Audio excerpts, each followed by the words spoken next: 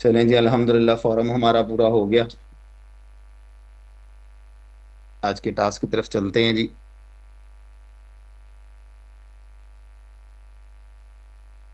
कि आज हमने क्या करना है। मुझे आज क्या करना है। हाँ, पहले तो असाइनमेंट जी। बस प्रैक्टिकल। आगे क्लास शुरू करें, असाइनमेंट को बोली। हाँ जी, असाइनमेंट क्या थी और किस किस ने की है। जिसको याद होगी उसी ने की होगी, बल्कि हालांकि ग्रुप में भी किसी ने। सुना होगा तो। हाँ, ग्रुप में भी भेजी है तो आपको तो फिर ये भूलने वाला तो वो बहाना खत्म।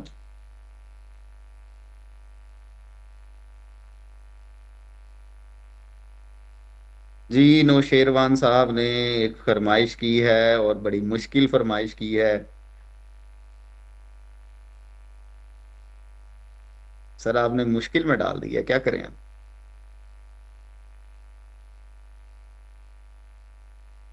चलें जी, कोशिश करते हैं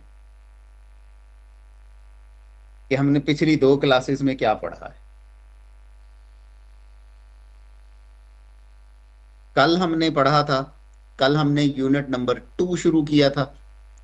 और यूनिट नंबर 2 का नाम क्या है जी।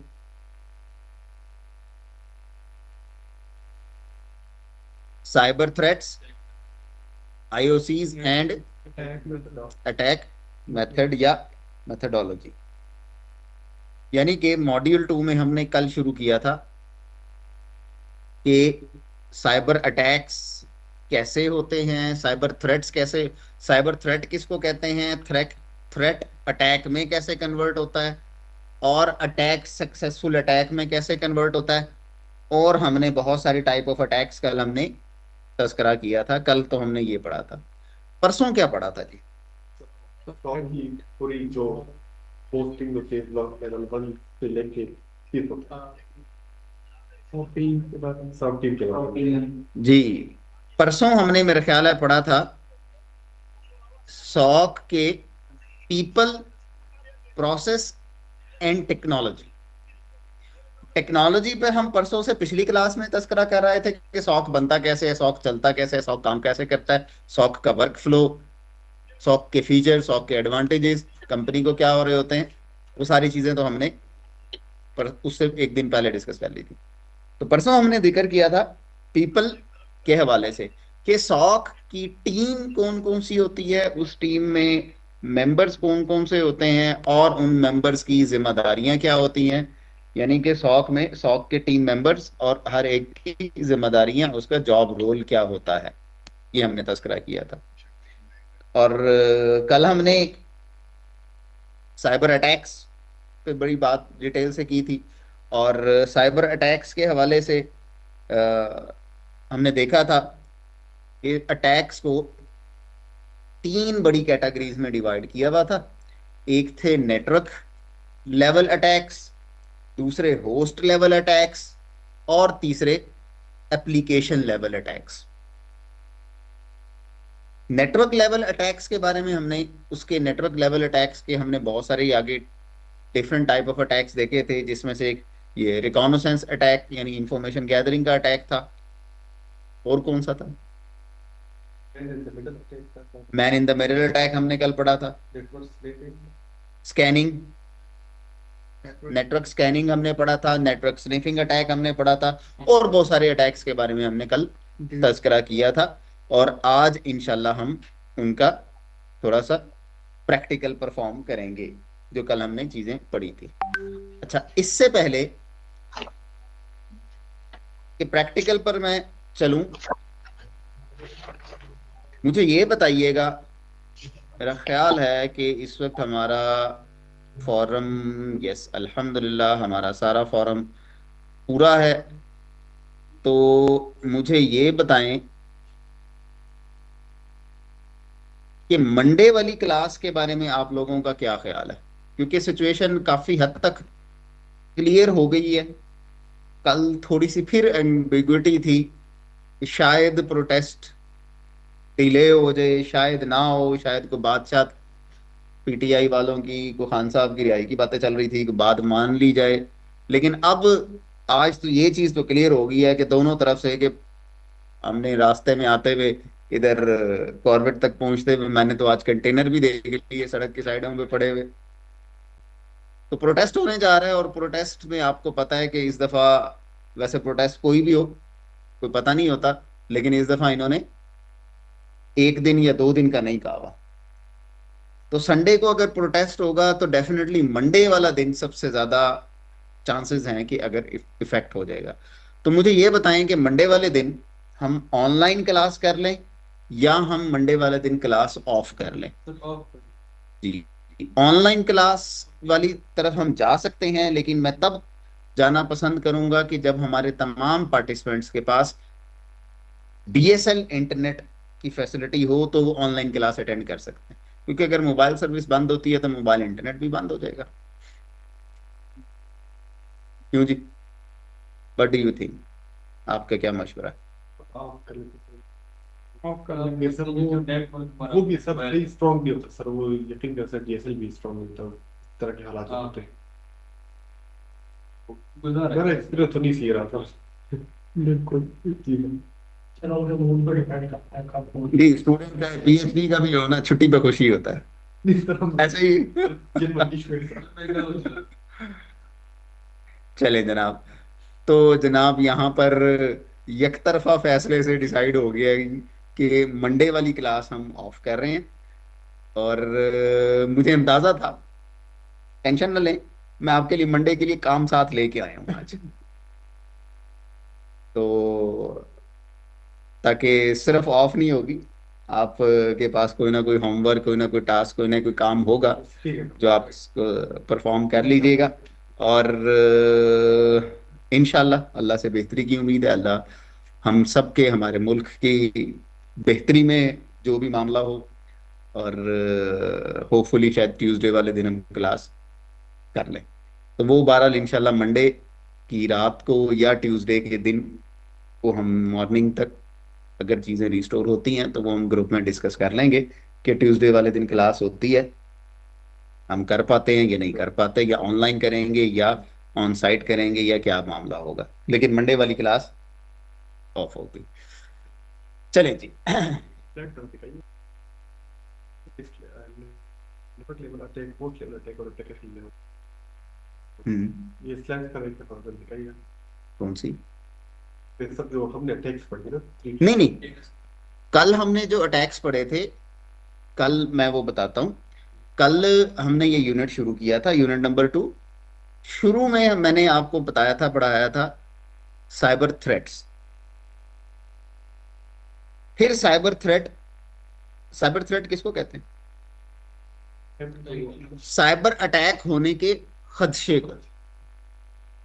अब खदशा हकीकत में कन्वर्ट हो सकता है और नहीं हो सकता, यानी कि cyber threat can be convert into cyber attack.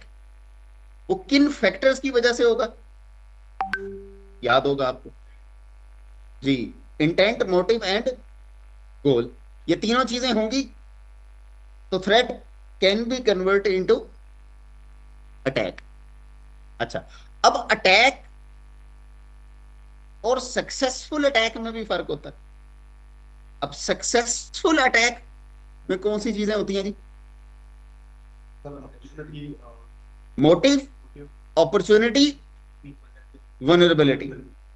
यानी कि इंटेंट एंड मोटिव भी है, अपॉर्चुनिटी मतलब नियत पहले से ही खराब थी, ऊपर से मौका भी मिल गया, और जनाब वनरेबिलिटी, वीकनेस भी है। ठीक हो गया जी? तो इस, अगर ये तीन चीजें होंगी तो अटैक सक्सेसफुल हो जाएगा। फिर उसके बाद हम अटैक्स की तरफ जब के चले, तो अटैक्स की नॉर्मली तीन टाइप्स होती हैं। शायद मैंने कल तज़किरा किया था या मैंने नहीं किया था, मुझे नहीं याद, आप लोग ज्यादा बेहतर बताएंगे कि अटैक की आमतौर पर तीन टाइप्स होती हैं: network level attacks, host level attacks, और एप्लीकेशन लेवल अटैक्स। शायद ये बात कल तस्करा की थी या नहीं की थी, ये मुझे नहीं याद, लेकिन डिटेल हमने डिस्कस की थी नेटवर्क लेवल अटैक की। होस्ट लेवल अटैक और एप्लीकेशन लेवल अटैक की डिटेल हमने डिस्कस कल नहीं की थी।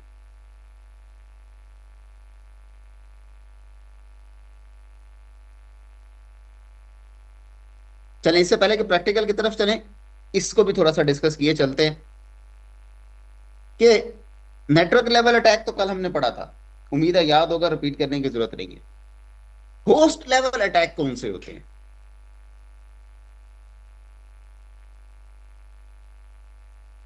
जी, होस्ट लेवल अटैक टर्मिनोलॉजी इस्तेमाल होती है सर्वर्स या कंप्यूटर्स पर अटैक करके उनको हैक करने के लिए, यानी end devices. It could be mobile phone, it could be a laptop, it could be a computer, और एप्लीकेशन लेवल अटैक, ये तो नाम से ही जाहिर है। इसमें क्या होगा? ऐसे अटैक जो एप्लीकेशन लेवल पर काम कर रहे हों या एप्लीकेशंस को इफेक्ट करते हो। मिसाल के तौर पे host level attacks. Host level attacks में सबसे ज्यादा बड़ी तादाद और सबसे ज्यादा फेमस और सबसे ज्यादा डेंजरस और सबसे ज्यादा इस्तेमाल होने वाले अटैक्स होते हैं मेलवेयर्स की वजह से, मेलवेयर्स अटैक। अब मेलवेयर क्या होता है? तीन चार वेयर आपको पता होंगे, एक सॉफ्टवेयर, दूसरा हार्डवेयर, हाँ एक रैंसमवेयर, और ये एक मेलवेयर। असल में सॉफ्टवेयर, हार्डवेयर किसको कहते हैं? हार्डवेयर का तो पता होगा सबको, जिसकी फिजिकल एग्जिस्टेंस होती है वो हार्डवेयर होता है। जिसकी फिजिकल एग्जिस्टेंस तो नहीं होती लेकिन आपके कंप्यूटर में वो कोई काम कर रहा होता है, जिसको एप्लीकेशन भी कहते हैं, वो सॉफ्टवेयर होता है। मेलवेयर और सॉफ्टवेयर एक जैसे होते हैं, थोड़ा सा फर्क होता है।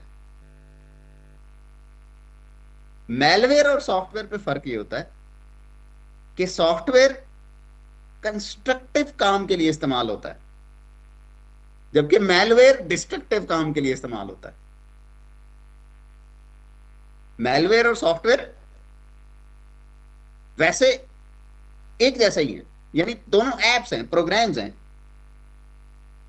लेकिन फर्क ये है कि software use for the constructive purpose and malware is use for destructive purpose.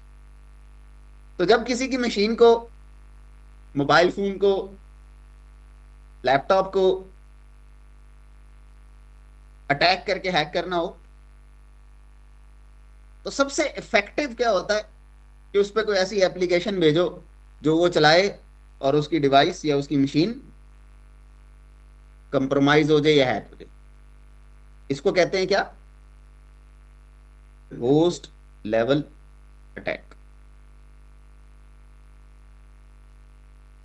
Application level attack क्या होता है? एक वेबसाइट है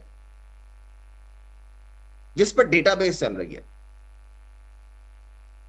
एक ऐप है, एप्लीकेशन, जैसे मोबाइल फोन में हम ऐप्स यूज करते हैं। अब ऐप कहीं ना कहीं किसी न किसी कंप्यूटर पर, सर्वर पर तो होस्ट होगी ना। आप अपने मोबाइल फोन में ऐप यूज कर रहे हैं तो आपके मोबाइल फोन से सर्वर तक वो सारा कोड, वो डेटा, वो सेटिंग्स, वो क्यूरीज ट्रांसफर हो रही है, ओवर द नेटवर्क गुजर के जा रही है सर्वर पर।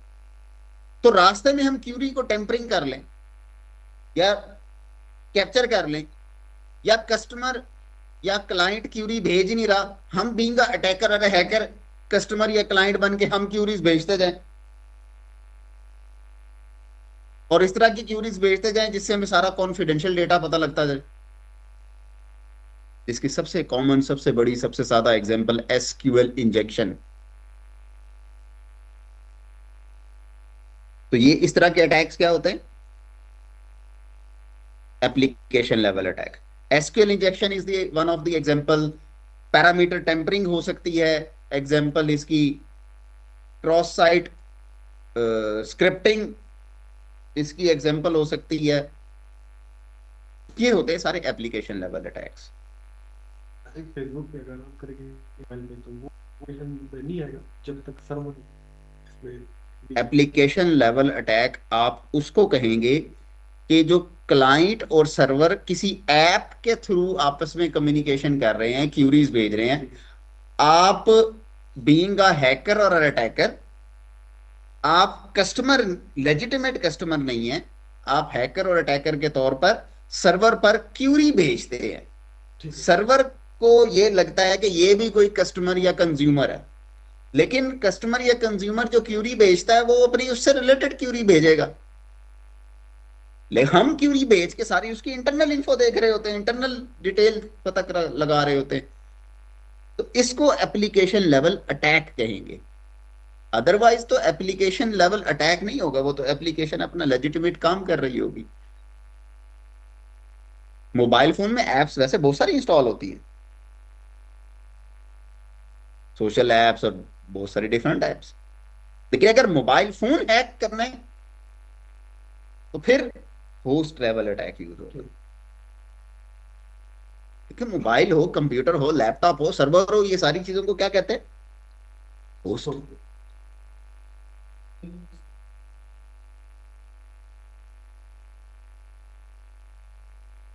क्या चीज? हम्म। सर हमने किसी ऐप पे एसक्यूएल राइट किया है, उसका जो डेटाबेस है वो फोन के अंदर है। नहीं, डेटाबेस सर्वर पर होता है, फोन पे नहीं। फोन पे नहीं। कस्टमर एंड पे क्या होता है? कस्टमर एंड पे तो ऐप सिर्फ इंस्टॉल हुई भी होती है, कस्टमर क्यूरी भेज रहा होता है, सर्वर पे सारा कुछ पड़ा हुआ होता है। जितनी भी एप्स हैं आपके मोबाइल फोन में, जितनी भी एप्स इंस्टॉल है, इनका सब कुछ पड़ा हुआ कहाँ होता है? सर्वर पे। आप में से कोई बैंक बैंक अकाउंट सबका ही होगा ना, बैंक की ऐप इंस्टॉल की भी है, मोबाइल पे की भी है ना ऐप इंस्टॉल।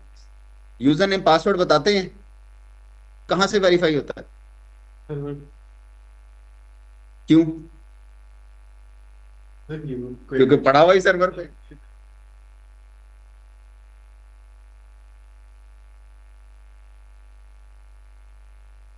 कुछ चीजें होती हैं, कुछ चीजें मतलब जो ऑफलाइन कैशे होती है, जो ऑफलाइन चीजें होती हैं, जो डाउनलोड हो जाती हैं, जो स्टोर हो जाती है, वो आपके मोबाइल फोन में आती हैं। वरना तो सारा कुछ रिसोर्स तो, डेटाबेस तो सारी सर्वर पे पड़ी होती है।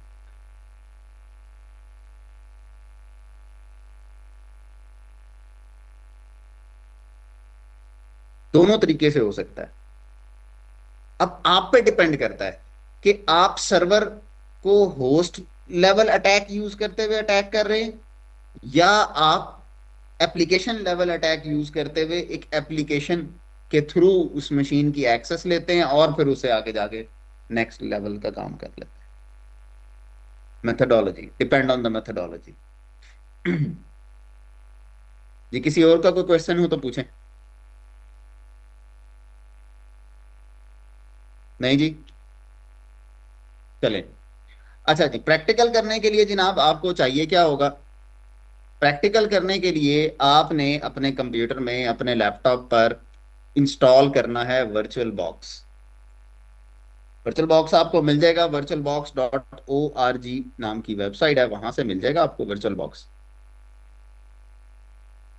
ये देखिएगा जी,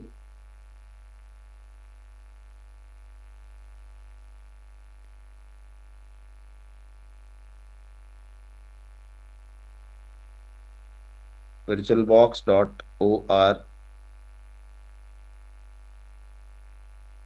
जी वेबसाइट है। और ये देखिएगा जी, यहाँ पर आप अगर आ जाएं, डाउनलोड पे क्लिक करें।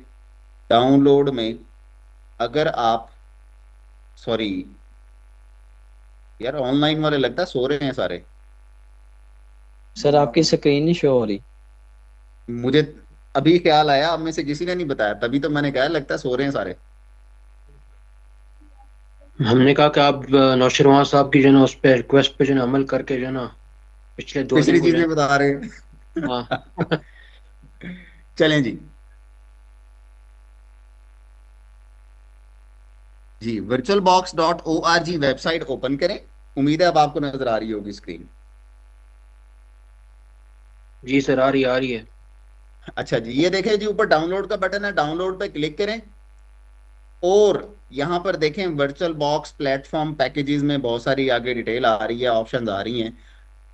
आप में से जिसके लैपटॉप में विंडो है वो विंडो वाला इंस्टॉल कर ले, जिसके पास एप्पल मैक की मशीन है वो कर ले, जिसके लैपटॉप में लिनक्स इंस्टॉल है लिनक्स वाला कर ले, जिसके पास सोलारिस है वो सोलारिस वाला कर ले। लेकिन मोस्टली ज्यादातर सबके पास विंडोज होती है, तो इस पर क्लिक करेंगे। विंडोज की .exe फाइल डाउनलोड हो जाएगी। थोड़ी सी देर लगेगी, 1-2 मिनट शायद लगेंगे। डाउनलोड हो जाएगी। उसके बाद आप इसको डबल क्लिक करें, next next next finish install. During the process of installation कोई बात आपसे पूछे तो आपने उसको नो नहीं करना, यस करना। इंस्टॉल हो जाएगा। इंस्टॉल होने के बाद आपने इसके अंदर बनानी है जी एक नई वर्चुअल मशीन। और वो कैसे बनाएंगे वो भी मैं आपको बताता हूँ। प्लस इसके साथ हमें चाहिए काली लिनक्स। हमें कौन सा ऑपरेटिंग सिस्टम चाहिए? काली लिनक्स चाहिए।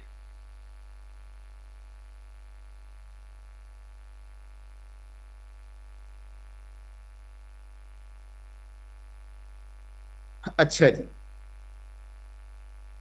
काली लिनक्स आपको कहाँ से मिलेगी? काली लिनक्स आपको ये, आप चेक कर रहे होंगे, मैंने गूगल पर डाउनलोड काली लिनक्स लिखा तो डायरेक्ट उस लिंक पर आ गया।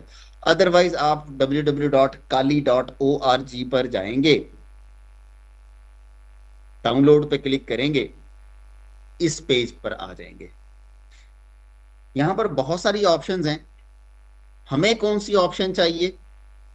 दिस इज इंपॉर्टेंट जी। ये देखिएगा, इन सारी ऑप्शंस में आप नीचे आएंगे, आपको यहां पर एक ऑप्शन मिलेगी लाइव बूट।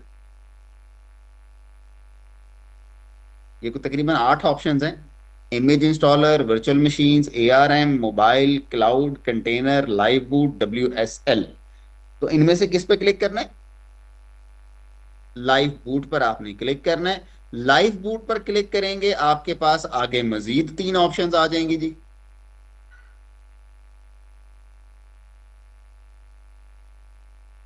अच्छा जी, अब इन 3 ऑप्शंस में से आपके पास ये थर्ड वाली ऑप्शन है, एवरीथिंग।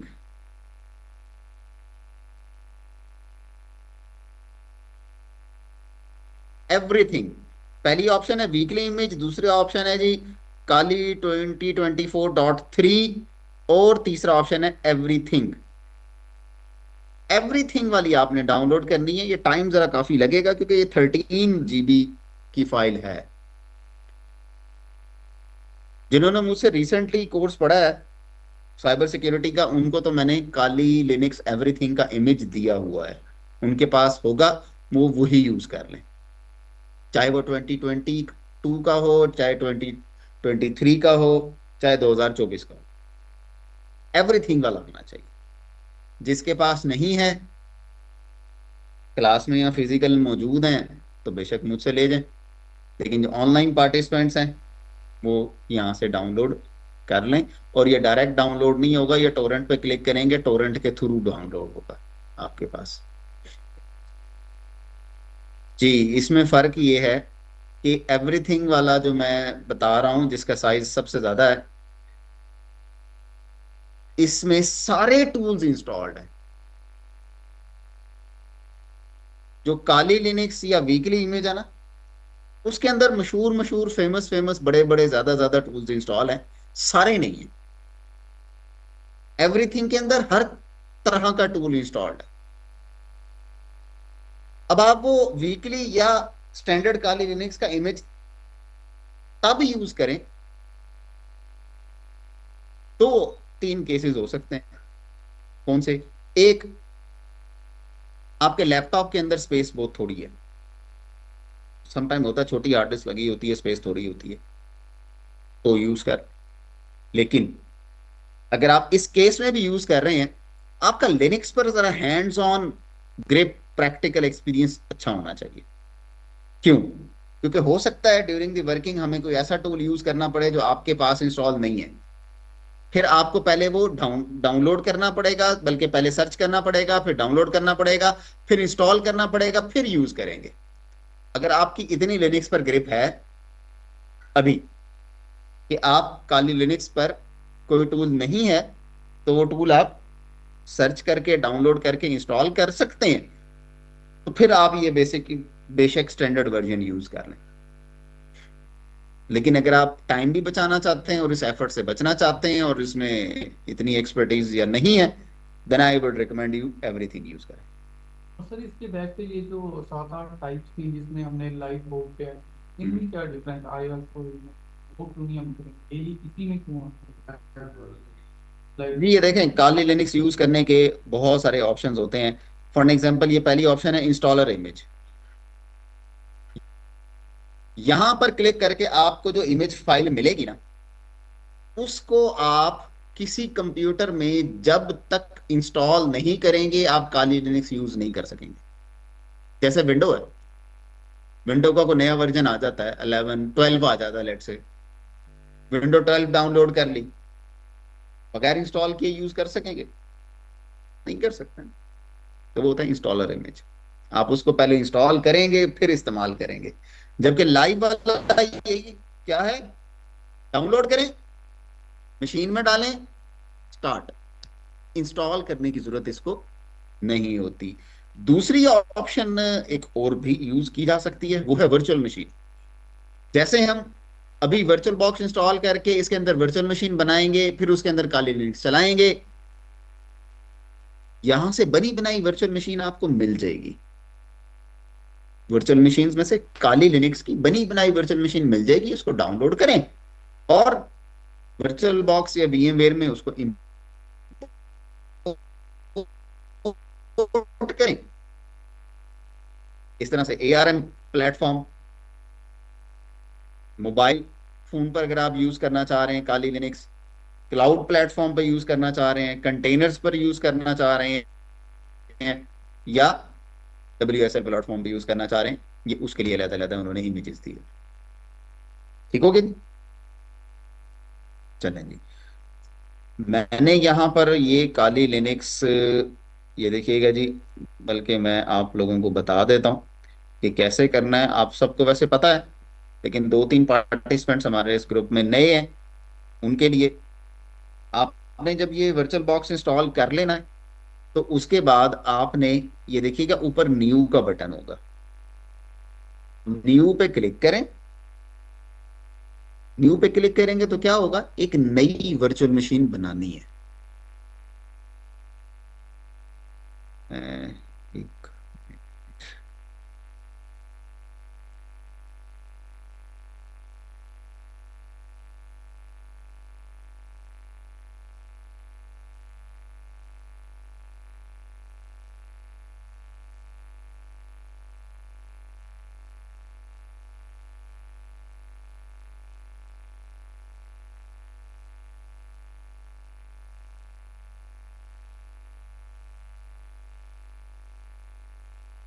हाँ जी, मेरा ख्याल है अब कुछ थोड़े से फॉन्ट बड़े नजर आ रहे होंगे, बेहतर है कुछ। चलें जी, ये देखें जी, न्यू पे क्लिक करें जी, नई वर्चुअल मशीन बनाने के लिए आपसे पूछेगा नई वर्चुअल मशीन जो बनाना चाह रहे हैं उसका नाम बताएं। नाम इसका मैं रख देता हूं काली लिनक्स 2024। आपका जो दिल चाहे आप नाम रख दें। आपके पास कंप्यूटर में अगर सी ड्राइव में 50 GB या इससे ज्यादा जगह है, तो सी की ही लोकेशन में रहने दें। या आपके पास 50 GB से कम है, DEF कहीं और की लोकेशन दे दें। या सी में 50 से ज्यादा है लेकिन किसी दूसरी ड्राइव में उससे भी ज्यादा है, तो आपकी मर्जी, आप चाहें तो किसी दूसरी ड्राइव पर भी सिलेक्ट कर सकते हैं। फॉर एग्जाम्पल कैसे करेंगे, ये देखिए, मैंने अदर पे क्लिक किया और मैं इसको मिसाल के तौर पे कहता हूं कि मेरे सिस्टम की E ड्राइव पर वर्चुअल मशीन्स के फोल्डर में आप वर्चुअल मशीन बना दो। ये जरूरी नहीं है ये वाला स्टेप, जरूरी था नाम बताना। अच्छा जी, नाम बताना, और उसके बाद टाइप ऑटोमेटिकली लिनक्स सेलेक्ट कर देगा, और वर्जन भी ऑटोमेटिक सेलेक्ट कर देगा। एक बात का आपने खास ख्याल रखना है कि छोटी सी गलती अगर किसी से हो जाए तो वो बड़े मसले में फंस जाता है। क्या छोटी सी गलती? छोटी सी गलती ये कि यहां पर आईएसओ इमेज वाली ऑप्शन आ रही है, आपने आईएसओ इमेज यहां पर सिलेक्ट नहीं करना। वो जो काली लिनक्स की फाइल, आईएसओ फाइल आप डाउनलोड करेंगे, वो यहां पर सिलेक्ट नहीं करनी। अगर आप यहां पर सिलेक्ट करेंगे तो ये ऑटोमेटिकली काली लिनक्स इंस्टॉल करने की तरफ चला जाता है, जिसमें वो अपनी मर्जी से कुछ सेटिंग करता है, कुछ सेटिंग नहीं करता, कुछ चीजें होती हैं, कुछ नहीं होती। तो वो एवरीथिंग जिस पर्पस की वजह से हमने काली लिनक्स एवरीथिंग डाउनलोड की, वो वाला पर्पस रहता नहीं है पीछे, वो वाला मकसद फिर पीछे रहता नहीं। इसलिए यहां पर आईएसओ सेलेक्ट नहीं करना जी। हाँ, हाथ लगा है शायद।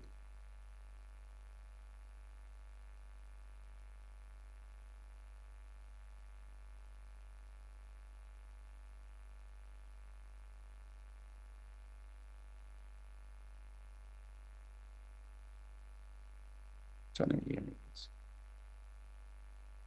अच्छा जी, वर्जन 64 बिट होना चाहिए क्योंकि एवरीथिंग वाला वर्जन 64 बिट है। नेक्स्ट पेज पर आए, हार्डवेयर वाला पेज है। इसमें आपने सेलेक्ट करना है कि ये जो वर्चुअल मशीन आप बना रहे हैं ना काली लिनक्स की, इस वर्चुअल मशीन का रैम कितनी हो और प्रोसेसर कितने हो। स्क्रीन पे क्या सेलेक्ट करना है आपने?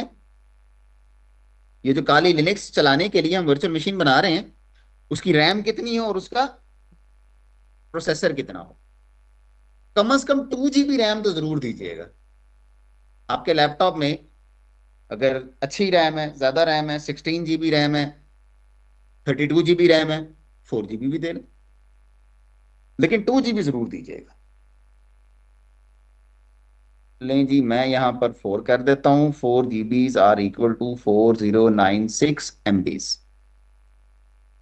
प्रोसेसर 8 कोर्स होते हैं अमूमन, आपकी मर्जी है, उनमें से एक कोर दे दें, दो दे दें, तीन दे दें, चार दे दें, आपकी मर्जी है, एक भी ठीक है जी। नेक्स्ट स्क्रीन पर आए, यहां पे कहता है वर्चुअल हार्ड डिस्क, ये 4 GB मुझे कह रहा है, तो मैंने इसके 4 को कन्वर्ट कर दिया जी 40 GB में। 40 GB, 40 GB, और किसी चीज पे क्लिक नहीं करना।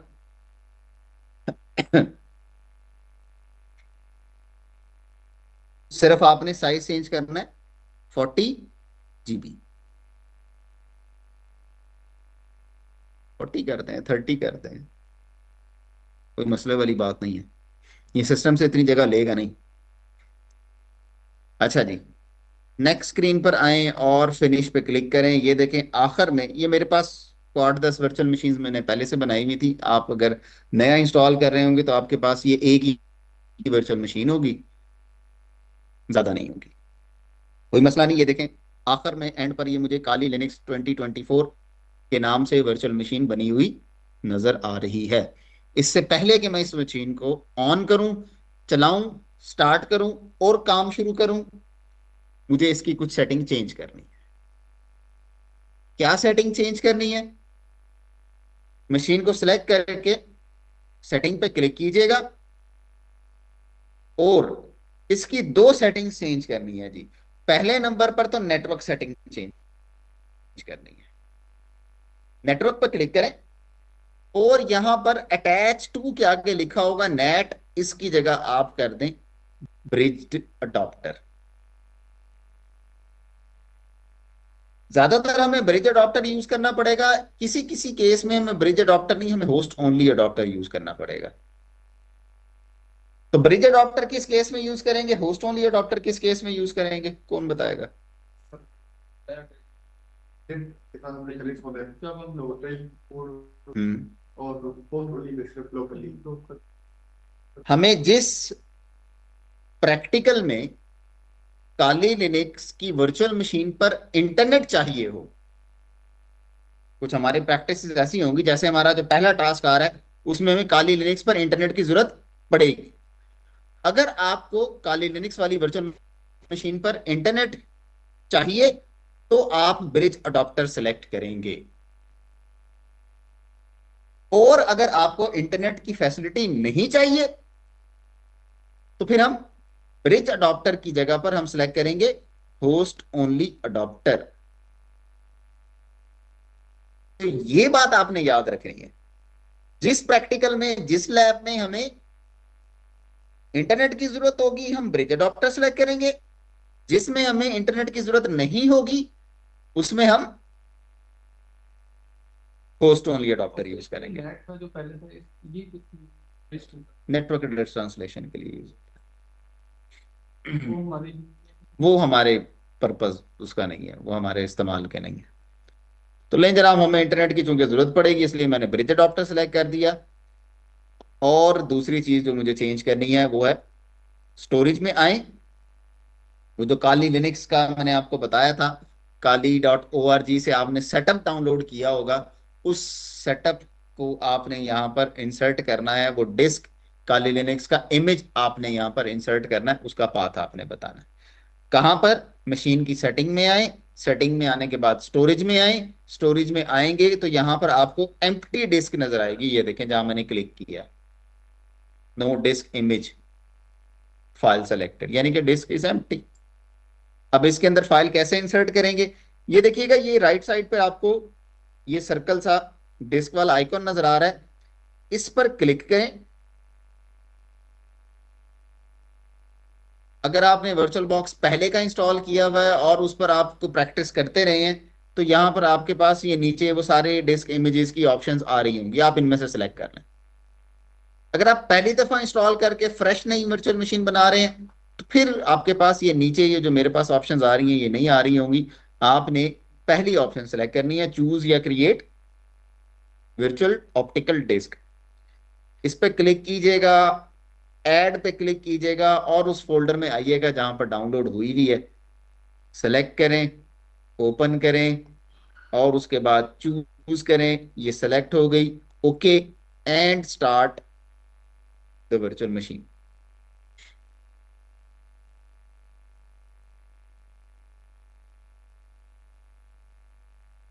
और अब आप देखेंगे चूंकि हमने लाइव वाली डाउनलोड की थी इसलिए ये देखें बूट हुई, पहली ऑप्शन पर मैंने एंटर किया और मुझे काली लिनक्स इंस्टॉल नहीं करनी पड़ेगी।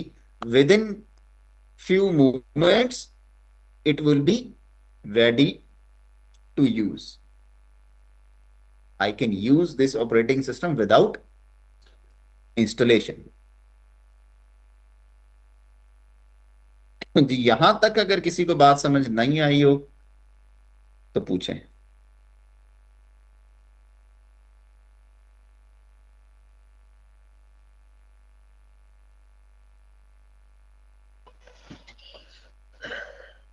सर सलमान जी बात कर रहा हूँ। जी जी मुझे सर बस छोटी सी हेल्प ये चाहिए कि मैंने इनिशियल स्टेप मिस कर दिए थे समहाउ। बात की आज तो की मैंने, क्लास के? जी जी, तो अच्छा मैं ठीक है। डाउनलोड्स पे तो चला गया हूँ, उस पेज पर चला गया हूँ। एग्जैक्टली कौन सी फाइल डाउनलोड करनी है, मैं पूरी क्लास डिस्टर्ब नहीं करना काली चाहता, अगर लिनक्स, आप काली लिनक्स जी जी, अभी जो स्टेप्स जहाँ स्टार्ट किया था वेबसाइट पे जाके वो डाउनलोड पे, डाउनलोड के डाउनलोड्स, पेज पर आ गए हैं तो उसमें देखें नीचे होगी लाइव वाली ऑप्शन। लाइव वाली ऑप्शन, विर्चुअल बॉक्स प्लेटफॉर्म पैकेजेस हैं, विंडोज होस्ट है।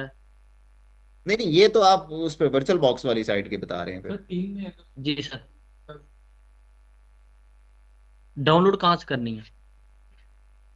चलें मैं ऐसे करता हूं, ये क्लास अभी सर खत्म होती है आधे घंटे बाद तो मैं दोनों फाइल्स का लिंक ग्रुप में शेयर कर देता हूँ। Right virtual sir, right box का सर, लिंक राइट भी सर। ग्रुप में शेयर कर दूंगा और काली लिनक्स के इमेज का लिंक भी ग्रुप में शेयर कर दूंगा। चलिए राइट सर, राइट सर, ठीक है। ठीक है सर, थैंक यू। बल्कि मैं देखता हूँ, ये बता रहे हैं टीम में भी होता है। ये लें जी।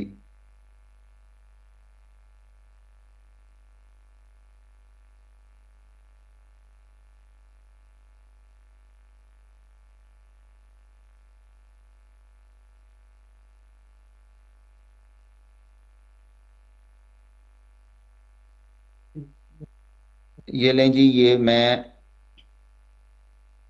चैट में काली लिनक्स जहां से डाउनलोड करनी है उसका लिंक मैंने भेज दिया। और साथ ही मैं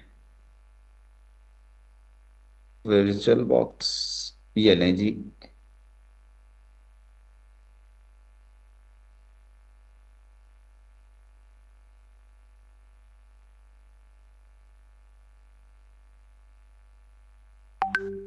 वर्चुअल बॉक्स का लिंक भी आ गया। और जो हम करना चाह रहे थे,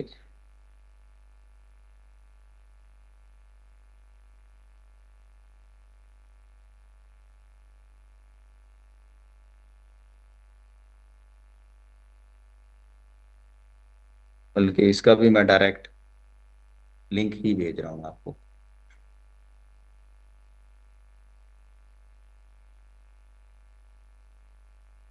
ये लें जी, मैं काली लिनक्स का दोबारा मैंने भेजा, ये डायरेक्ट लिंक है। पहले पेज का लिंक था, ये डायरेक्ट उस फाइल का लिंक है।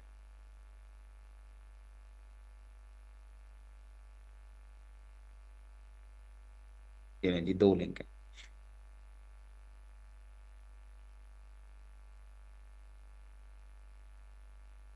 लें जी, काली लिनक्स हमारे पास स्टार्ट हो गई। और चलते हैं जी थोड़ी सी इस पे प्रैक्टिकल की तरफ, कुछ वर्किंग की तरफ, कि हमने कैसे इस पर काम करना है।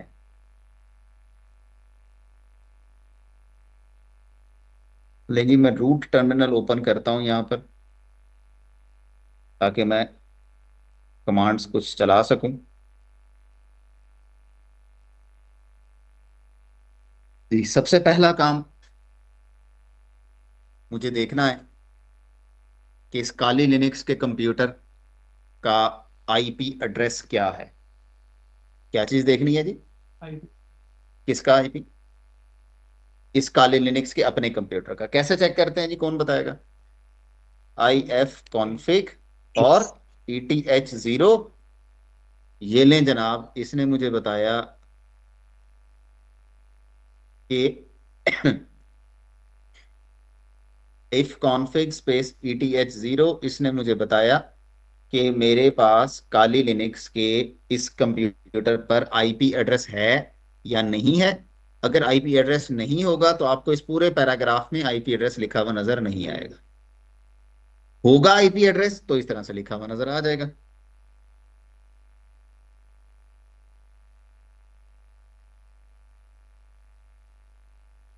सिंपल इफ कॉन्फ़िग करेंगे, वो तमाम इंटरफेसेस पर आईपी डिटेल्स आपको दिखाएगा। तो बेहतर है आप इस तरह से कर लें। अदरवाइज सिंपल इफ कॉन्फ़िग की कमांड भी चलेगी, उसमें भी कोई मसले वाली बात नहीं है। उसमें भी समझ नहीं आती ना। हाँ, उसमें फिर आपको इंटरफेस, आपने किसी और इंटरफेस की डिटेल देखनी हो, देख आप किसी और इंटरफेस की डिटेल रहे हो, वो छोटा सा एक कंफ्यूजन हो जाता है। चलें जी। अच्छा, अब इसमें करना हमने ये है कि अटैक्स हमने जो कल डिस्कस किए थे उन पर चलते हैं वन बाय वन। जी, पहला टाइप ऑफ अटैक हमारे पास जो आ रहा था, ये था जी रिकॉनोसेंस अटैक। यहां से हम शुरू करते हैं बात। रिकॉनोसेंस अटैक क्या होता है? जिसमें हम इंफॉर्मेशन, मतलब अटैकर इंफॉर्मेशन कलेक्ट करने के लिए जो different information gathering tactics use करता है, जिस तरह domain name, internal name, network blocks, IP addresses, TCP UDP की running services, network protocols and blah blah blah, ये सारी डिटेल्स। तो देखते हैं हम ये सारी डिटेल्स कैसे सेलेक्ट करेंगे, कैसे पता लगाएंगे। लेकिन जनाब, सबसे पहला काम होता है आपको टारगेट सेलेक्ट करें। कोई भी कंपनी। चलेंगे, अब टारगेट सेलेक्ट करने के बाद आपने करना है जी, गूगल ओपन करें और उस कंपनी का नाम लिखें।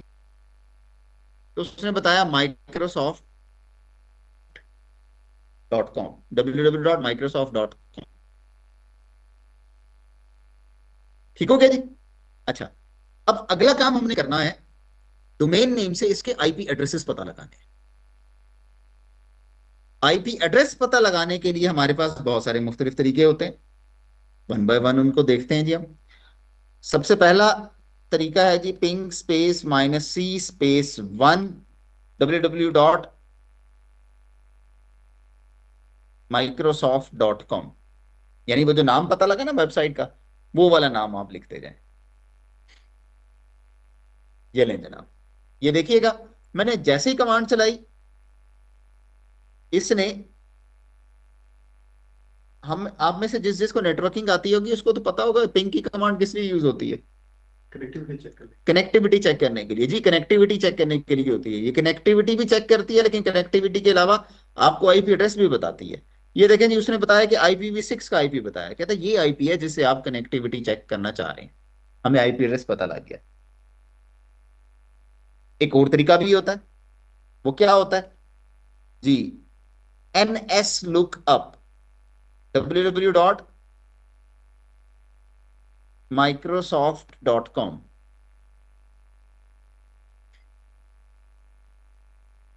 अच्छा जी, आप NSLOOKUP की कमांड से किसी भी वेबसाइट का आईपी पता लगाने की कोशिश करेंगे, आपको पहले ये दो लाइनें लिखी हुई नजर आएंगी, सर्वर और एड्रेस।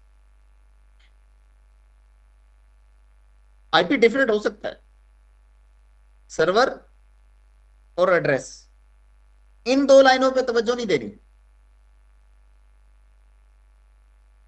मेरे बताने का मतलब, इन दो लाइनों पर आपने तवज्जो नहीं देनी। जवाब आपका नीचे है। आपने जो सवाल किया था ना, ये देखें, आंसर नॉन अथॉरिटेटिव आंसर, यानी इस लाइन के नीचे उसने आपको जवाब बताया है। और जवाब क्या बताया है, ये देखें, उसने बताया है कि एक आईपी एड्रेस ये है, एक आईपी एड्रेस ये है, और एक आईपी एड्रेस ये है। आपको आईपी देख के अंदाजा हुआ होगा कि ये आईपी तो है IPv4 का, और ये आईपी किसका है जी, IPv6 का। ये आईपी किसका है, IPv6 का। इस तरह से एक और कमांड भी हम यूज करते हैं, वो है जी DIG और www.microsoft.com प्लस शॉर्ट।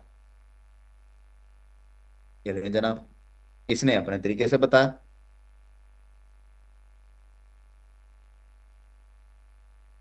एक और कमांड भी है जिसकी आउटपुट रीड करना इन सब में से आसान है, वो है होस्ट। Host space www.microsoft.com। ये लें, ये देखें जी, उसने अपनी जबान में बताया कि दिस हैज दिस एड्रेस। ठीक हो गया जी, आईपी एड्रेसेस हमें पता लग गए। अच्छा, आईपी एड्रेसेस से हम आगे चलते हैं। पहले हमने वेबसाइट का नाम पता लगाया, दूसरे नंबर पर हमने आईपी एड्रेसेस पता लगाए। अब हम इससे आगे चलते हैं, हम देखते हैं कि देखें जी, अभी तो हमें सिर्फ कंपनी की वेबसाइट का नाम पता है, वो भी कैसे पता लगा, हमने कंपनी का नाम गूगल में लिखा तो हमें पता लग गया। अब कंपनी की एक वेबसाइट तो नहीं होती, चलें वेबसाइट अगर एक हो, उसकी सब डोमेन्स तो होती है ना। सब डोमेन्स कैसे पता लगाएंगे जी, तो सब डोमेन्स पता लगाने के लिए हमारे पास दो तीन मेथड, दो तीन तरीके होते हैं। देखते हैं जी, कौन से वो दो तीन तरीके हैं जी। एक है जी सब लिस्टर अच्छा, सब लिस्टर में ई की जगह 3 लिखा हुआ है जी, ये देखिए या जेन में रखिएगा। सब लिस्टर स्पेस -d microsoft.com, और आगे आप सर्च इंजन्स भी बता सकते हैं कि लेट से गूगल से सर्च करके बताओ या याहू से सर्च करके या दोनों से सर्च करके बताओ।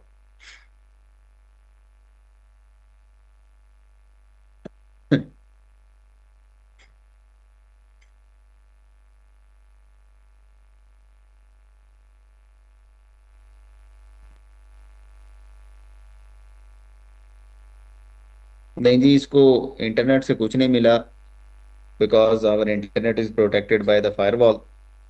वीपीएन वगैरह लगा हुआ हो तो फिर ये आपको डिटेल दिखाता है। कोई मसला नहीं, परेशान नहीं होना आपने। मल्टीपल टूल हम देखते ही इसीलिए हैं कि एक से काम ना बन रहा हो तो हम दूसरे से को यूज कर लेते हैं। तो एक और तरीका है जी, वो है जी netcraft.com/tools। इस वेबसाइट पर आइएगा, netcraft.com/tools, और यहां पर आपने आना है सर्च डीएनएस वाले टैब पर। netcraft.com/tools और सर्च डीएनएस वाले टैब पर आइएगा, या डायरेक्ट आप सर्च dns.netcraft.com पर भी जा सकते हैं। यहां पर आपने सिलेक्ट करना है जी, ये देखें जी, सब डोमेन मैचेस, सब डोमेन, और इधर आपने लिख देना है डोमेन का नाम microsoft.com। ये लें जी, मैंने सर्च पे क्लिक किया तो उसने मुझे 8 सब डोमेन्स बताई हैं जी। इससे क्या हुआ, ये जो 8 सब डोमेन्स पता लगी, इनके आईपी अलग होंगे, ये अलग अलग जगह पर होंगी, इनके सर्वर अलग अलग होंगे, इनकी और सारी चीजें अलग अलग होंगी।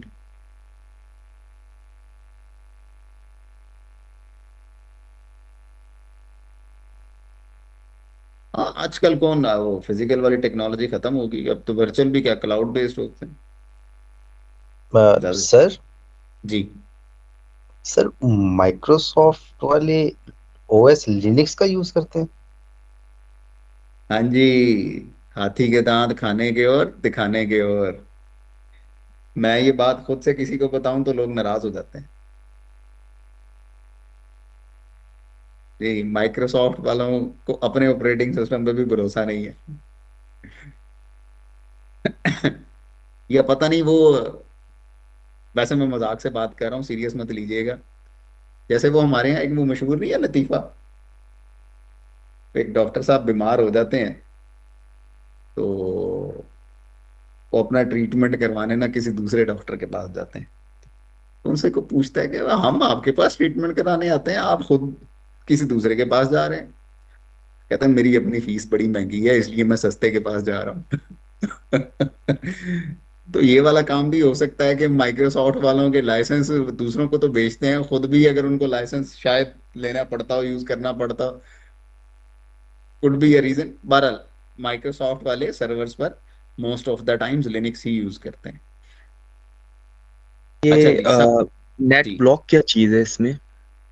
नेट ब्लॉक, हाँ ये मैं बताता हूँ। देखें, साइट रैंक पहला टाइटल है। साइट रैंक का मतलब है कि इस वेबसाइट का दुनिया में व्यूवर्स के हवाले से रैंकिंग कितनी है। यानी ये कहता है 5417वें नंबर पर ये साइट आती है व्यूअर्स के हिसाब से, ट्रैफिक के हिसाब से। साइट का नाम है जी teams.microsoft.com, यानी कि ये देखें, ये जो टीम हम यूज कर रहे हैं ये उसकी साइट है। ये जो माइक्रो जिसके थ्रू हमारी ये ऑनलाइन मीटिंग चल रही है ना, माइक्रोसॉफ्ट टीम्स। अब आप इस चीज से अंदाजा लगा लें कि माइक्रोसॉफ्ट की विंडोज तो चलो यूज होती है, लेकिन Microsoft.com उनकी अपनी वेबसाइट से ज्यादा माइक्रोसॉफ्ट का टीम की एप्लीकेशन चलती है। चलें, एनीवेज, उसके बाद फर्स्ट सीन कहता है पहली दफा ये लिंक या ये वेबसाइट या ये यूआरएल देखा गया कब, दिसंबर 20 में देखा गया। नेट ब्लॉक ओनर ये क्या चीज है? ASMADSLEEUA, ये कंपनी का नाम होता है, उस कंपनी का नाम जो इस सर्वर को हैंडल, मैनेज या कंट्रोल कर रही होती है। नेट ब्लॉक में क्या होता है? उस कंपनी का नाम, जो कंपनी इन सर्वर्स को या इस मशीन को, इस वेबसाइट को, इस लिंक को मैनेज कर रही होती है।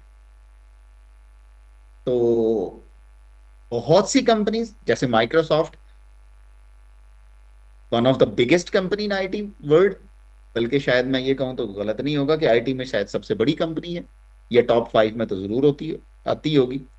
तो जो इतनी बड़ी बड़ी कंपनीज होती है ना, हमें आपको पता है माइक्रोसॉफ्ट कंपनी के अंदर उन्होंने बहुत सारे छोटे डिपार्टमेंट्स और कंपनीज बनाई हुई होती हैं, सिस्टर कंसर्न्स बनाई हुई होती हैं, जो आगे उनकी चीजें मैनेज कर रही होती हैं। मसलन मिसाल के तौर पे माइक्रोसॉफ्ट का जो अपना इंफ्रास्ट्रक्चर, जो सर्वर्स को मैनेज करती है, जो टीम, जो एक कंपनी उन्होंने लैदा से बनाई होगी, नाम उसका है जी अकामाई टेक्नोलॉजीज इनकॉर्पोरेशन। आप माइक्रोसॉफ्ट के अक्सर रिसोर्सेज देखेंगे ना, उसमें ये नाम आपको लिखा हुआ नजर आएगा। इस तरह से कोरोना के दिनों में, in the days of Covid, आपको बड़ा बेहतर अंदाजा हुआ होगा कि बिल गेट्स किस पे काम कर रहा था। माइक्रोसॉफ्ट का जो सीईओ था, कोविड की वैक्सीन पे ही काम कर रहे थे ना, बल्कि काफी सारे लोगों का कहना मानना भी यही था कि ये कोरोना फैलाया है उन्होंने। बहरहाल वो दैट्स अ डिफरेंट डिबेट कि किसने फैलाया, कहां से आया, कैसे आया। लेकिन माइक्रोसॉफ्ट की हेल्थ रिसर्च की भी, वो बिल गेट्स माइक्रोसॉफ्ट में तो कंप्यूटर बनाते हैं, माइक्रोसॉफ्ट में तो वो कुछ नहीं करते। तो इनके फंड पर जो हेल्थ केयर वाला, जहां से वो वैक्सीनेशन और वो सारी दुनिया में चीजें फैली, वो भी उसका भी तो कोई ना कोई नाम होगा ना, उस इदारे का, सेटअप का। हाँ, गेट्स कॉर्पोरेशन के अंडर चल रही है, नाम उसका अभी भी नहीं पता हमें। एक वलेंशिया है, उसके अंदर भी मलिंडा गेट, बहुत सारी इस तरह की चीजें चल रही हैं। तो बहरहाल नेट ब्लॉक में उस कंपनी का नाम आता है या उस डिपार्टमेंट का नाम आता है जो उसकी होस्टिंग को मैनेज कर रही होती है। ओएस के नीचे ऑपरेटिंग सिस्टम, और साइट रिपोर्ट पे क्लिक करेंगे तो और भी डिटेल आएगी। जैसे चलेंगे, इसकी साइट हम रिपोर्ट देखते हैं, क्लिक किया और कुछ नहीं हुआ, दोबारा क्लिक करते हैं जी,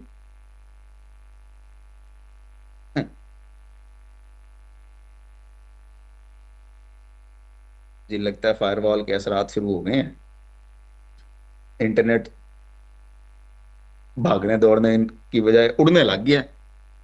एनीवेज, ले जी, मजीद डिटेल आ गई। वेबसाइट का टाइटल है जी, ये वेबसाइट का रैंक दुनिया की वेबसाइट्स में ये है, पहली दफा सितंबर 2023 में देखी गई।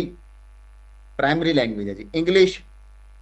उसकी नेटवर्क की डिटेल, ये नाम है, ये नेट ब्लॉक ओनर है, और होस्टिंग कंपनी, ये देखे ना, वहां पे ऑनर का नाम देख के समझ नहीं आ रही थी, शायद कोई एब्रीवेशन है, और उसमें बता रहा है Microsoft Europe north Ireland data centre, यानी कि यूरोप के नॉर्थ डेटा सेंटर के अंदर ये पड़ी है, जो कि आयरलैंड में है। और ये फ्लैग भी मेरा ख्याल है आयरिश फ्लैग है शायद।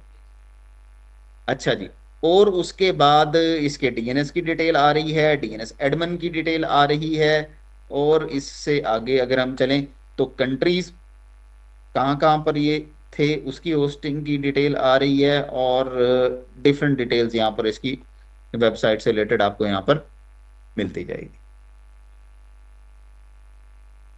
तो ये सारी डिटेल्स हमने देखी, कौन सी? रिकॉग्निसेंस वाली। अच्छा जी, नेटवर्क स्कैनिंग की तरफ चलते हैं जी, ये भी क्विकली आपको बताता हूं। अच्छा जी, स्कैनिंग में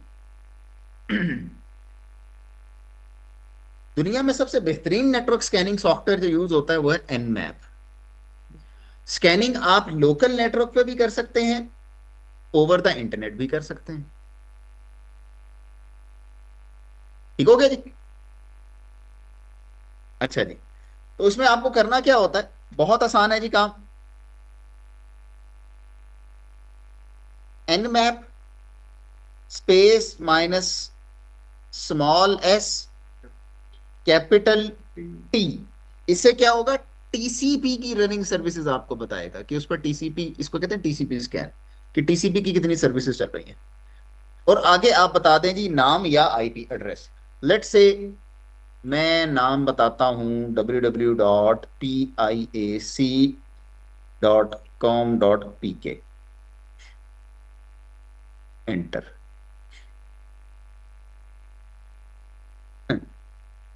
ये देखें जी, इसने स्कैन करके मुझे बताया कि जो मैंने नाम बताया उस पर ये 4 पोर्ट्स ओपन हैं, या ये 4 सर्विसेज चल रही हैं टीसीपी बेस्ड। www.microsoft.com पर क्या है,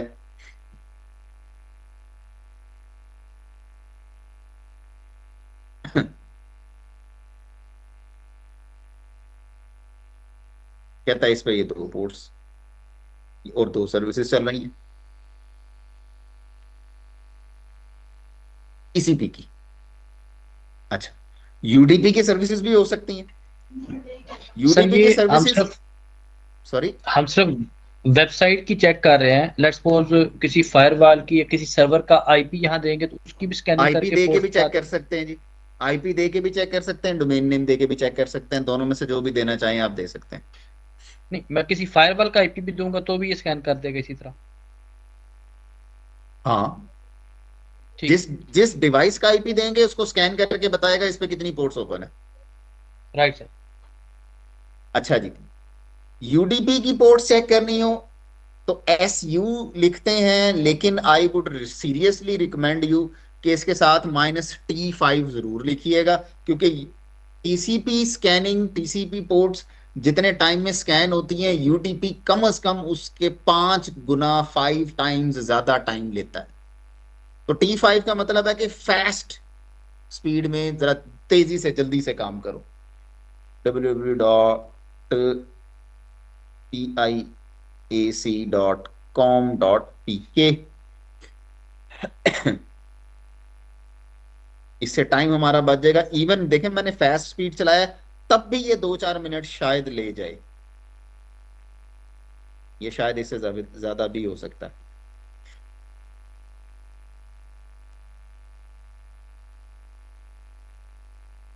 चलें, जब तक ये काम होता रहता है मैं एक इस टर्मिनल को ओपन रहने देता हूं, मैं क्लोज नहीं कर रहा, मैं एक और टैब ओपन करके उस पे हम अपना काम आगे कंटिन्यू करते हैं। अच्छा, आप जेनेरिक स्कैनिंग करना चाहते हो कि क्या क्या कुछ उस पर चल रहा है, तो कुछ मत लिखें, सिर्फ ये लिखें nmap और आगे नाम या आईपी एड्रेस लिखते हैं। फॉर एग्जाम्पल jazz.com.pk, अब ये जर्नल स्कैनिंग करना शुरू कर देगा। ये लें जी, डिटेल आ गई हमारे पास।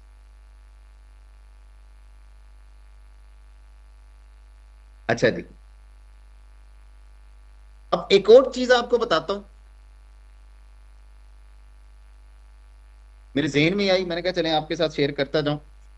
तो कोर्स में या स्लाइड में मैंने तस्करा भी नहीं की। फायर वॉकिंग, फायर वॉल तो सुना होगा, फायर वॉल जैसे होता है वैसे फायर वॉलिंग होता है, उससे मिलता जुलता वर्ड है फायर वॉकिंग। इसमें हम पता लगाने की कोशिश करते हैं कि ये होस्ट या वेबसाइट या IP that is protected bye firewall और नॉट। बड़ा जबरदस्त लेटेस्ट टूल है,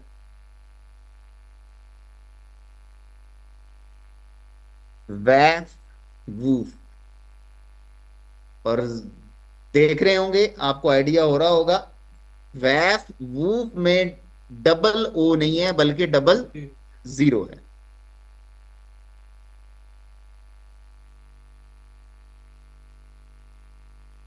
लें जी, बस इतना सा लिखें, वैफ वूफ और आगे कंपनी का नाम लिख दें, तो ये देखें उसने शायद 1 सेकंड लिया है, शायद वो भी नहीं लिया, उसने बताया है। ये देखें आखिरी उसमें लाइन में आपको कमांड भी लिखी हुई नजर आ रही होगी शायद, ये थोड़ा सा ऊपर आपको मैं कर देता हूँ, ये देखें ये ऊपर पहली लाइन में कमांड लिखी हुई नजर आ रही होगी। यहां वो कह रहा है कि it is behind the Cloudflare incorporation, ये web application firewall Cloudflare वालों की चल रही है, उससे ये प्रोटेक्ट हुई है। नहीं होगी तो बता देगा, नहीं है। ये भी सर रिकॉन्सेंस की एक शक्ल है जो हम ये इन्फॉर्मेशन गेट कर रहे हैं जी जी वेफ वूफ से। जी, ऐसे ही है, रिकॉनसेंस में ही आता है ये भी।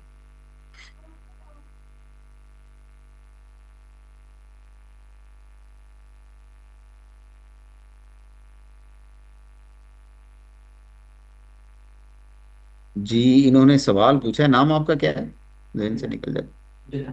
अब्दुल्ला जी, अब्दुल्ला साहब ने सवाल पूछा है कि, क्या सवाल पूछा था कि हम स्कैन करें तो।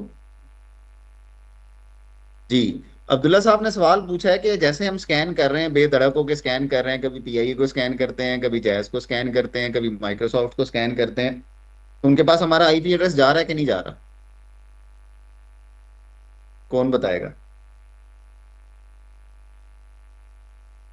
बाय जा डिफॉल्ट, रहा है जा रहा है। बाय डिफॉल्ट, अच्छा बाय डिफॉल्ट का मतलब क्या होता है, ये तो सबको पता ना। जी sir. By default window, Linux, router, switch, Mac, servers, किसी पर रिकॉर्ड मेंटेन नहीं होता कि किसने आपको स्कैन किया, यानी बाय डिफॉल्ट पता नहीं लगता। लेकिन बाय डिफॉल्ट पता नहीं लगता, खुद तो पता लगाया जा सकता है। तो बड़ी companies security point of view से जो ज्यादा सेंसिटिव होती हैं, वहां पर यू शुड एक्सपेक्ट, बेशक बाय डिफॉल्ट नहीं होता, लेकिन उन्होंने खुद से सॉल्यूशंस बनाकर चलाए हुए होते हैं कि उनको पता लगता है कि हु इज स्कैनिंग यू, उसमें पता लगता है। इसका मैं बहुत आसान सा एक जनरल सा फार्मूला आपको बताता हूं, बहुत आसान सा, इंशाल्लाह बड़ी आसानी हो जाएगी। आप किसी लोकल एरिया नेटवर्क के रिसोर्स को स्कैन कर रहे हैं ना, क्या कर रहे हैं, लोकल एरिया लैन पर किसी को स्कैन कर रहे हैं, 99.9% चांसेस होंगे कि उसको नहीं पता लगेगा किसने स्कैन किया। और इंटरनेट पर अगर किसी को स्कैन कर रहे हैं तो 99% चांस है कि उसने स्कैनिंग डिटेक्शन या उसने खुद लगाई होगी, या उसने जिसे होस्टिंग ली होगी, होस्टिंग वाले ने लगाई हुई होगी। लेकिन मसला कोई नहीं है, उनके पास हमारा आईपी भी चला जाए तो भी मसला इतना ज्यादा सीरियस नहीं है। क्यों, कल मैंने एग्जांपल दी थी, शायद आपको याद हो, कौन सी, नाम पूछने वाली। स्कैनिंग में क्या होता है, मिलता जुलता काम है ना भाई। उसका आपको एतराज है तो ना बताएं डिटेल, गलत डिटेल बता दें। किसी को बहुत ज्यादा एतराज है कि क्यों स्कैन किया, कुछ होते हैं ना, नाम पूछा तो नाराज हो जाते हैं। तो यहां पे नाम पूछने पर नाराजगी वाला इजहार कर रहा है कोई, तो वो क्या करता है, उसको पता लगता है अच्छा इसने मुझे स्कैन किया, हो सकता है ये मुझे अटैक करे, वो आईपी ब्लैक लिस्ट कर देता है। अच्छा, आईपी ब्लैक लिस्टिंग के हवाले से भी एक चीज बता दो, कल शायद मैंने नहीं बताई थी। आईपी ब्लैक लिस्ट की बात तो मैंने बताई थी, ब्लैक लिस्ट किसको कहते हैं, आईपी ब्लैक लिस्ट हो जाना क्या मतलब होता है।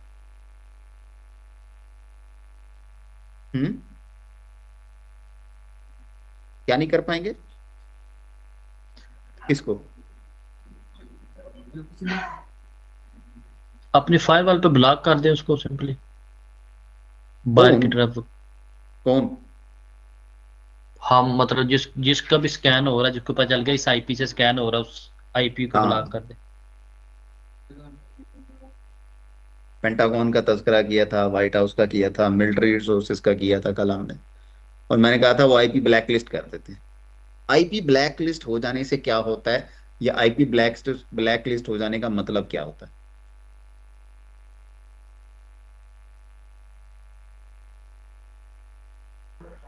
एक लिस्ट में आईपी डाल देते हैं और लिस्ट का नाम होता है ब्लैक, इसलिए वो ब्लैक लिस्ट हो जाती है। और ब्लैक नाम याद रखिएगा, ब्लैक हमेशा उस रीजन में ब्लैक कर देते हो। ब्लैक हमेशा अच्छे काम में के लिए पोर्ट्रेट किया जाता है कि गलत? यार बस अल्लाह हम सबको हिदायत भी दे और प्रोटेक्शन में भी रखे। अंग्रेजों के ना काम बड़े खराब हैं। ये तो आपको पता ही होगा, अमेरिका के असल रहने वाले नेटिव कौन थे? Red Indians, black. उन्होंने ब्लैक, जो बुरा काम था हर एक को नाम ही ब्लैक दे दिया।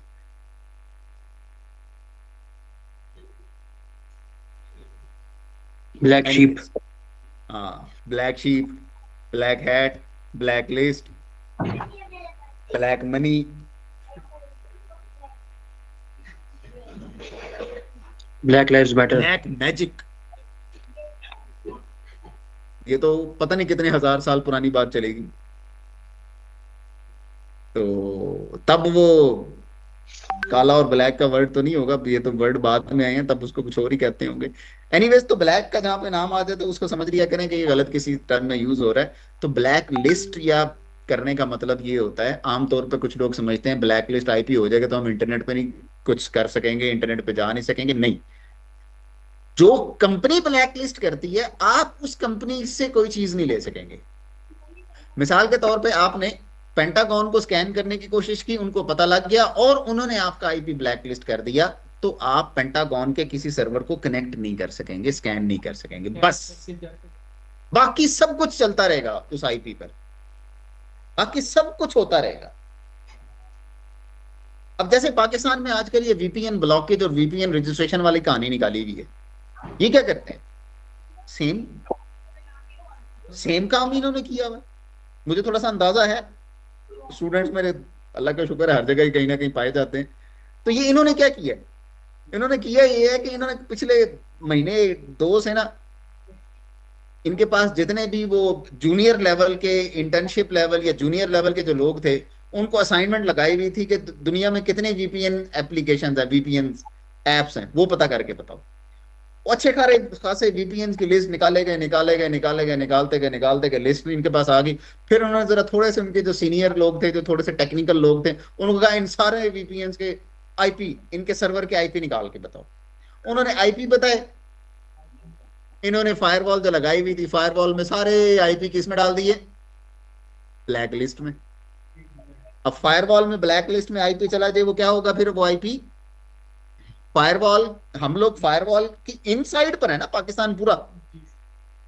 अब उस आईपी से पाकिस्तान के अंदर कोई भी कनेक्ट होना चाहेगा, नहीं कनेक्ट हो पाएगा, इसलिए वो वीपीएन ब्लॉक होगी। तो वो ब्लैक लिस्ट का मतलब ये होता है कि जिस कंपनी ने ब्लैक लिस्ट किया, आप उस कंपनी की रिसोर्सेज यूज नहीं कर सकते। इंटरनेट बंद हो जाना, इंटरनेट खत्म हो जाना, ये नहीं होता ब्लैक लिस्ट होने से।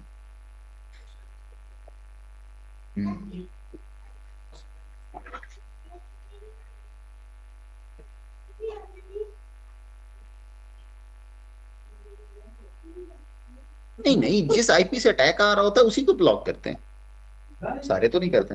नहीं, अननोन का मतलब ये तो नहीं है ना कि आपको किसी ने गाली दी तो आपने घर से बाहर निकलना छोड़ दिए। पता लगाते हैं ना, आज किसने अटैक किया, उसी पे ही,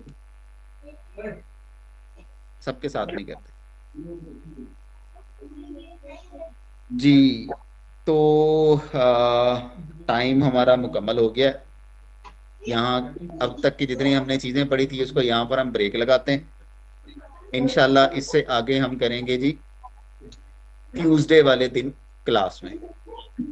अच्छा जी, मुझे उम्मीद है तमाम पार्टिसिपेंट मेरे साथ होंगे और बात मेरी सुन भी रहे होंगे जी। वो बात ये, मैंने क्लास के शुरू में कहा था, आप लोगों से पूछा था, तो आप लोगों की मशावरत से मंडे की क्लास हमने ऑफ की है।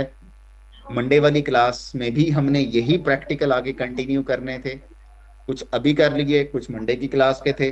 तो मंडे की क्लास के जो प्रैक्टिकल्स हैं और आज की जो कमांड्स मैंने यूज की, ये सारा कमांड्स और ये सारे प्रैक्टिकल्स मैं आपके साथ ग्रुप में शेयर कर दूंगा। उम्मीद है आज ही शेयर कर दूंगा। तो जो चीजें पढ़ चुके हैं उनकी प्रैक्टिस कीजिएगा, जो नहीं पढ़ी उनकी भी प्रैक्टिस कीजिएगा। मुझे उम्मीद है कि मुझसे जिन लोगों ने रिसेंटली सीईएच किया है या थोड़ा सा पुराना भी सीईएच किया है वो तो कर लेंगे।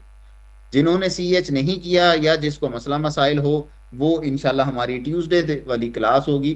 ट्यूसडे वाली क्लास में आप डिटेल से पूछ भी सकते हैं, डिस्कस भी कर सकते हैं। अदरवाइज हमारा ग्रुप मौजूद है, उस ग्रुप के अंदर आप क्यूरी भी कल परसों तरसों 3-4 दिन है, आप उसमें कोई बात समझना है, कोई चीज समझना है तो क्यूरी कर सकते हैं। ठीक है जी, मुझे दें इजाजत।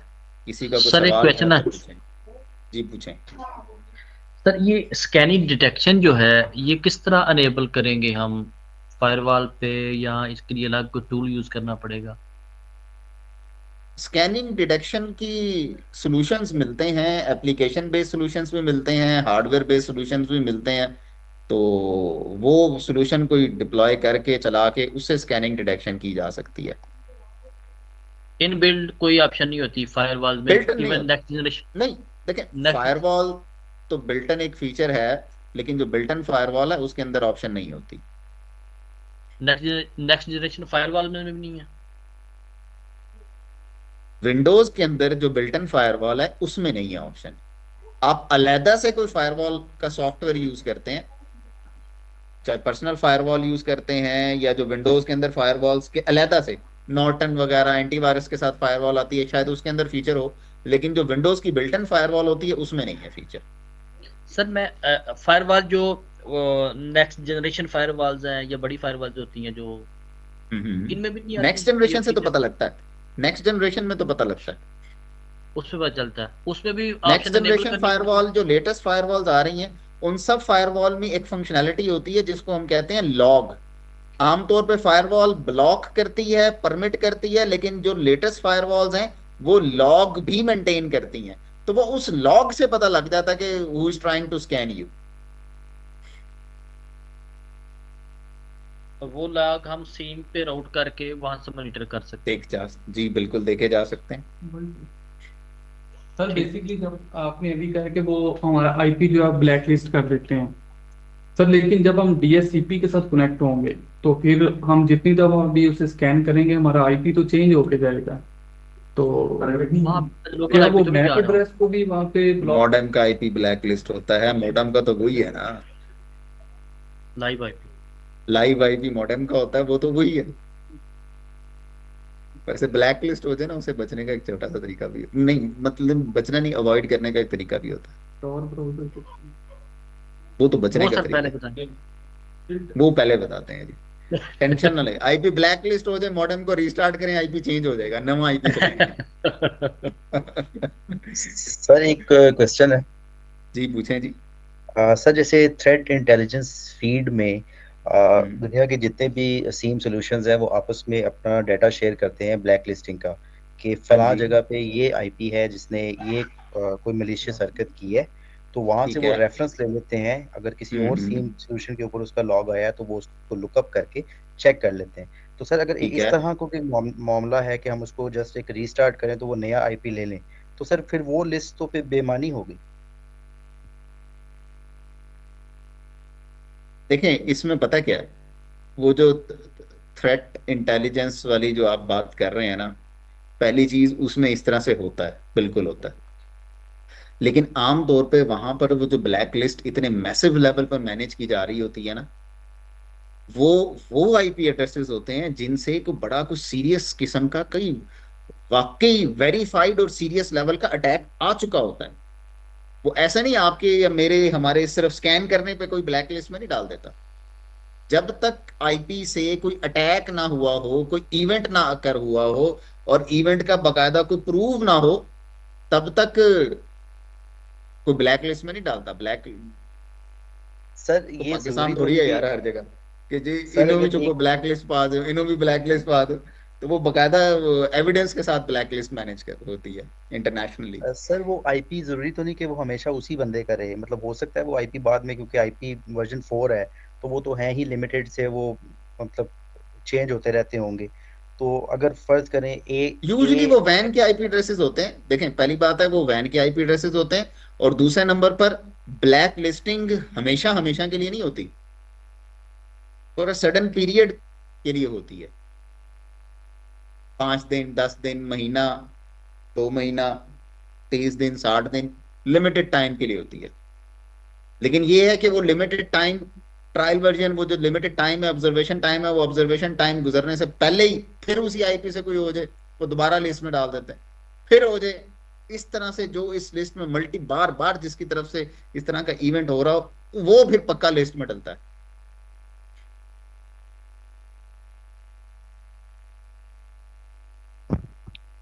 सर मेरे जी, किसी और का और कोई क्वेश्चन हो तो पूछें।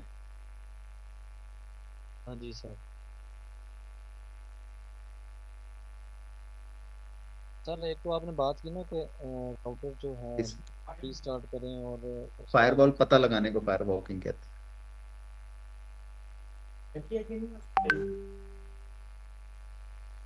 In either the host is protected by firewall or not.